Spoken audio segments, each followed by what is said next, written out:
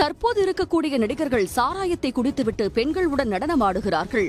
இவர்கள் எல்லாம் அரசியலுக்கு வந்து என்ன செய்ய போகிறார்கள் என்று அதிமுக துணை பொதுச் செயலாளர் KP முனுசாமி விமர்சித்துள்ளார்.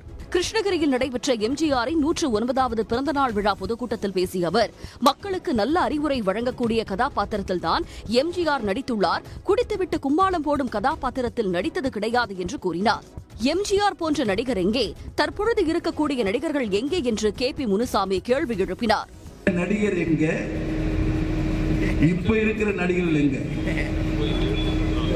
இங்க இப்ப நடிகர்கள் உடனே பாட்டில் ஓபன் பண்ணிடுவான், சாராயத்தை குடிச்சுவான், 4 பொண்ணுங்களோட டான்ஸ் போடுவான், 100 பேர் அடிக்கிற மாதிரி ஷோ காட்டுவான்.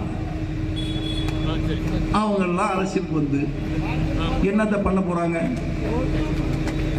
மக்களை நேசிக்கக்கூடிய தலைவன் வர வேண்டும். ஏழை மக்களின் உணர்வுகளையும் அவர்களது நிலைகளையும் அறிந்து கொண்டு அவர்களுக்காக போராடக்கூடிய சிந்தனை உள்ள தலைவன் கட்சி நடத்த வேண்டும் என்று KP முனுசாமி கூறினார்.